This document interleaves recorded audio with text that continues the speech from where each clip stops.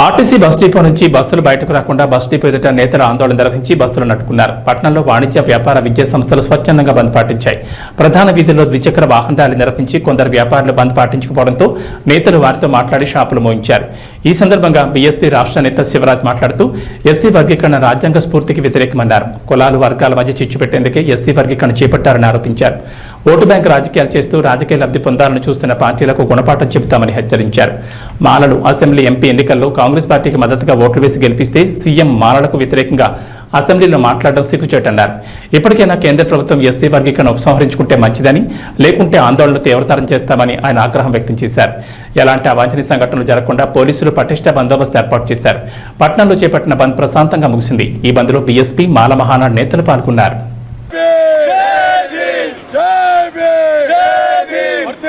భారత రాజ్యాంగం వర్గీకరణ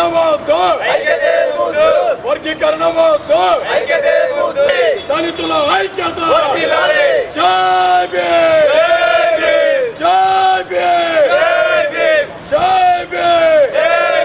వర్ధిల్లాలి భారత రాజ్యాంగం వర్ధిల్లాలి భారత రాజ్యాంగం.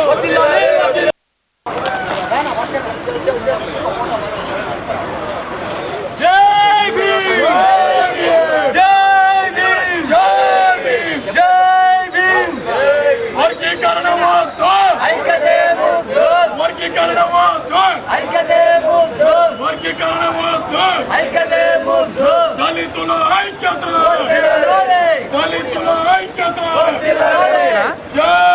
దళితుల ఐక్యత దళితుల ఐక్యత వర్గీకరణ వద్దు వర్గీకరణ వద్దు వర్ధిల్లాలి భారత రాజ్యాంగం.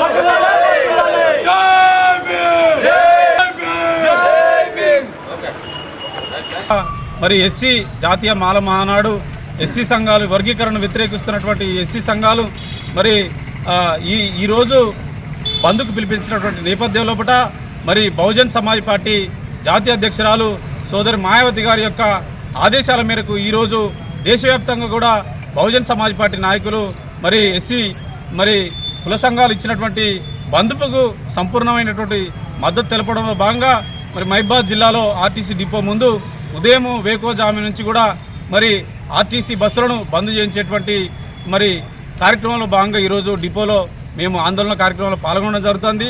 దీనికి ప్రధానమైనటువంటి ఉద్దేశం ఏంటంటే గతంలో బీసీలను కూడా వర్గీకరణ పేరుతోటి వర్గీకరణ చేస్తే నేటికి కూడా వారు ఎంబీసీ పేరుతోటి మరి ఓబీసీ పేరుతోటి రకరకాల ఉద్యమాలు చేస్తూ మాకు న్యాయం జరుగుతలేదు, మాకు విద్య ఉద్యోగాలు రాజకీయ రంగాల్లో రిజర్వేషన్లో అవకాశాలు కలుగుతాయి అని చెప్పేసి వాళ్ళు ధర్నాలు చేస్తున్నటువంటి పరిస్థితి భారతదేశంలో ఉన్నటువంటి ప్రజలందరూ తెలుసు. అయినప్పటికీ కూడా మరి 2020 మరి సుప్రీంకోర్టు ఆనాడు 5 న్యాయమూర్తుల బెంచ్ మరి ఎస్సీ వర్గీకరణ ఎస్సీ ఎస్టీ వర్గీకరణ ఇది సాధ్యపడదనేటువంటి తీర్పునిచ్చినటువంటి నేపథ్యంలో మళ్ళీ ఇవాళ అదే సుప్రీంకోర్టుకు సంబంధించినటువంటి 7 న్యాయమూర్తులు మరి ఎస్సీ వర్గీకరణను చేయాలి ఎస్టీ వర్గీకరణ చేయాలని చెప్పేసి తీర్పునివ్వడం జరిగింది. వాస్తవానికి ఈ తీర్పును మరి పార్లమెంటు భారతదేశ అత్యున్నతమైనటువంటి స్థానం ఏదైతే ఉందో పార్లమెంటు ద్వారా వెలువరించాల్సినప్పటికీ కూడా ఆ తీర్పును మరి ఇవాళ ఇక్కడ సుప్రీంకోర్టు ద్వారా చెప్పడం జరిగింది. మరి దీంట్లో కుట్ర దాగి ఉందని చెప్పేసి ఈ సందర్భంగా తెలియజేస్తున్నాం. ఈడబ్ల్యూఎస్ కోటా పేరుతోటి మరి అగ్రవర్ణాల్లో ఉన్నటువంటి పేదలందరికీ కూడా 10% రిజర్వేషన్ అమలు చేయడం కోసం సుప్రీంకోర్టు ద్వారా కాకుండా పార్లమెంటు ద్వారా మరి చట్టం చేసినటువంటి నేపథ్యంలో ఇవాళ ఎస్సీ ఎస్టీ వర్గీకరణ పేరుతోటి సుప్రీంకోర్టు ద్వారా ఎందుకు చెప్తా ఉన్నారని చెప్పేసి బహుజన్ సమాజ్ పార్టీకి ప్రశ్నిస్తాను. కాబట్టి